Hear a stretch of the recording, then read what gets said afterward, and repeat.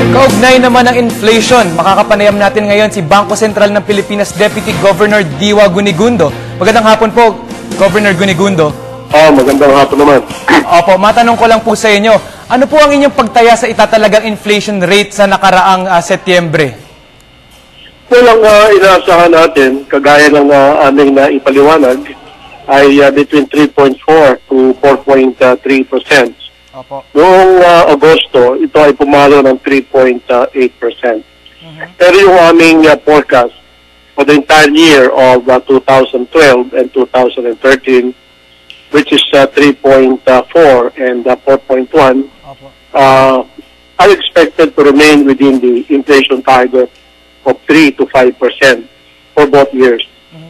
Para naman po sa mga manonood natin, pwede niyo po bang ma-explain sa kanila kung ano yung impact nito? Like, para sa kanila, like sa mga binibili nilang mga kagamitan or para po sa mga ordinaryong mamimili? Kasi ang inflation, yan yung average movement ng presyo ng bilihin sa ating bansa. So kung ito ay hindi masyadong papalo beyond 3 to 5%, ibig sabihin, hindi halos mararamdaman ito ng ating mga kababayan. Ang problema lang kapag nagkakaroon ng bagyo o malakas na baha, ay lalo-lalo na yung prutas at saka yung mga gulay, pati na yung pagdadala ng mga karne mula sa iba't ibang lugar sa Pilipinas, ito ay naapektuhan. Pero oras na ito ay naapektuhan, nagkakaroon lang ng sharp movement, pero hindi ito nagtatagal. Kaya on average, expectation natin, for the month of September na nakita natin ng maraming ulan at malakas na monsoon rain ay between 3.4 to 4.3%. Sa madaling sabi, hindi ito masyadong makaka-apekto sa presyo ng mga bilihin. Aside po naman dito sa mga bagyo and mga dilubyo na naranasan natin sa mga past months, ano po ba kaya yung mga ibang reasons naman for the price spikes sa presyo ng mga bilihin natin? Ang pangunahing dahilan dyan ay yung muling pagtaas ng presyo ng gasolina o ng langis sa pandaigdigang merkado. Dalawang dahilan nito, no? Una, ay nagkaroon ng muling pag-asa ang maraming tao sa merkado, yung mga market players, noong ipinahayag ng Europa at saka ng Amerika na handa silang mag-expand ng kanilang tinatawag na monetary policy.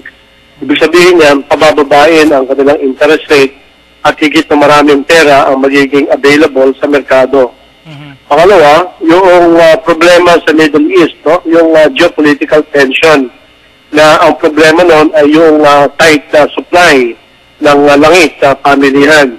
Itong dalawang ito ang siyang nagbunsod kung bakit umakyat ang presyo ng gasolina, lalo noong Setyembre 2012. At ito rin ang naka-apekto sa maraming bilihin, no? At ang presyo ng bilihin at serbisyo ay naapektuhan din.